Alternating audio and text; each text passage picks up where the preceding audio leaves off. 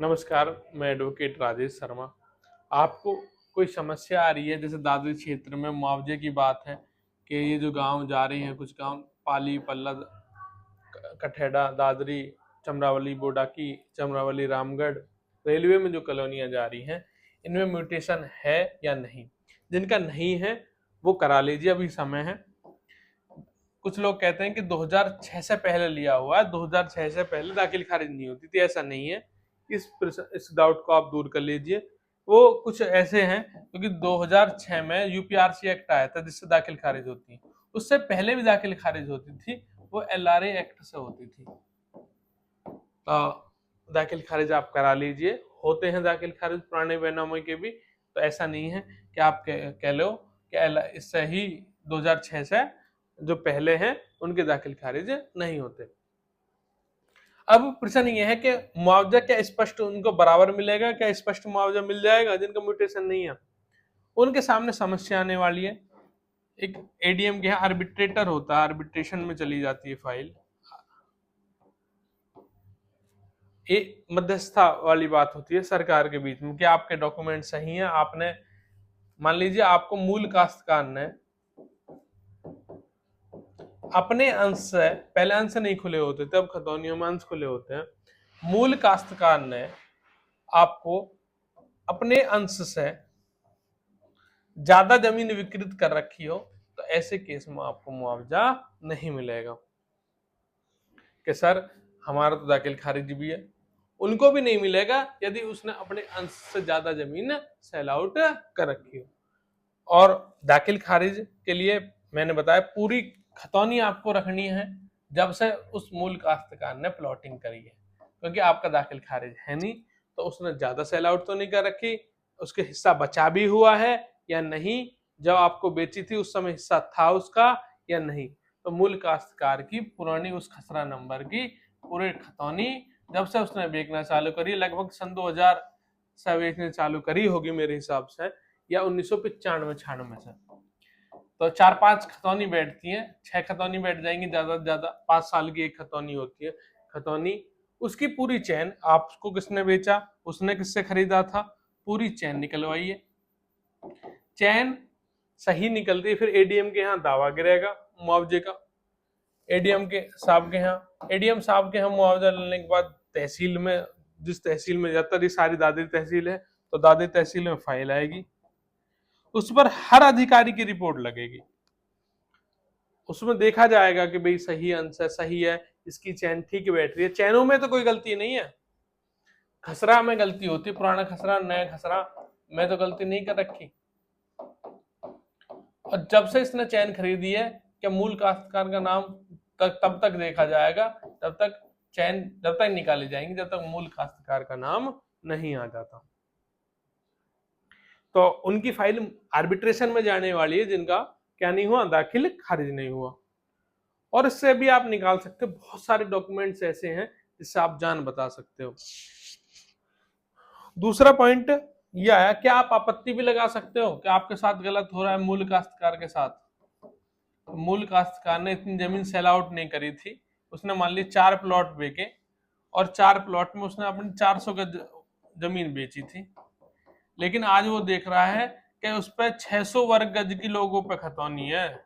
आपके पिताजी आपने 400 वर्ग गज बेची थी, लेकिन लोगों के पास कितनी है, 600 वर्ग गज। तो ऐसी कंडीशन में फंस जाएंगे आपको उनको वो मुआवजे की फाइल डाल दी, तो आप इसमें एडीएम साहब के यहाँ हम पूरी आपत्ति तैयार करके देते हैं और आपत्ति आप लगा दीजिए। आपके रास्ते बच रहे होंगे, लगभग 25% भूमि रास्तों के लिए, इन अन्य चीजों के लिए बच जाती है। तो इस पर भी आप मुआवजे के लिए फाइल डालिए, हम उसमें आपकी तरफ से ऑब्जेक्शन डाल देंगे। पहले आप मूल काश्तकार हो तो जिन्होंने प्लॉटिंग खरीद रखी है उनके खिलाफ फाइल डालिए। फाइल डालने के बाद इनको और आपको सुना जाएगा। ये अपने लीगल डॉक्यूमेंट्स पेश कर पाए तो ठीक है, नहीं तो इनका मुआवजा डिस्ट्रीब्यूशन डिस्प्यूट में चला जाएगा, डिस्प्यूट ऑफ प्रॉपर्टी में चला जाएगा। आर्बिट्रेटर यानी कि उसमें चला जाएगा आर्बिट्रेटर के पास। और जब भी उस उचित, जितनी सरकार जितनी जमीन लेगी, जितना खसरे में है उतनी नापेगी, उतनी करेगी, और उस खसरे के हिसाब से, खतौनी के हिसाब से मुआवजा पे करेगी। तो जिन्होंने मकान बना रखे हैं, अवैध बना रखे हैं तो नहीं मिलेगा, वैध हैं, वैलिड हैं। देखो कोई मकान पैसे लगा कर अवैध तो नहीं बना सकता, बाहर से लोग आके बस रहे हैं, लेकिन उनके डॉक्यूमेंट्स में फॉल्ट ना हो तो डॉक्यूमेंट चेक जरूर करा लें। जरूरी होता है डॉक्यूमेंटेशन चेक कराना।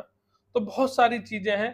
आधे ऐसे लोग मिलेंगे आपको जिन्होंने दाखिल खारिज तो हो गया है, नहीं सर हमारा म्यूटेशन तो हो गया, लेटर मिल गया, लेकिन खतौनी पर नहीं चढ़ा, उनके लिए भी समस्या आने वाली है, क्योंकि राजस्व अभिलेख खतौनी होता है और वो ऑर्डर नहीं होता। तो राजस्व अभिलेख में नहीं चढ़ा है क्योंकि उस खतौनी में जी अंश निर्धारण नहीं हुआ है। तो ऐसी कंडीशन में आप अंश निर्धारण करवा लें। कुछ लोग ऐसे होंगे जिनके फादर दादा या पिताजी का नाम ही खतौनी पर आ रहा होगा, और उन्होंने, पिताजी ने खरीदा था तो पिताजी का नाम ही आ रहा होगा। अब पिताजी एक्सपायर हो गए तो लेकिन नाम अब भी खतौनी, क्योंकि पिताजी के नाम की रजिस्ट्री है तो पिताजी का नाम यार नहीं, इसको चेंज कराइए आप अपने नाम। मुआवजा, आप मृत व्यक्ति मुआवजे की फाइल नहीं डालेगा, आप डालोगे तो आप उनके वारिस हो, तो इसे हेयर सर्टिफिकेट बनवाते हुए इसे चेंज कराइए लैंड को। तो ये जरूरी है पॉइंट्स जो मैं आपको बता रहा हूं। फिर आपको ध्यान रखना है कि जो हमारे पिताजी ने नाम आई हमारे, उसमें जो विभाजन होगा, 2 भाई हैं 3 भाई के नाम रजिस्ट्री होगी, या पिताजी ने 2 के साथ मिलकर खरीदा था, जो भी होगा उसकी सर्टिफाइड कॉपी, उनके नाम, उनके जुडिशियल डिवीजन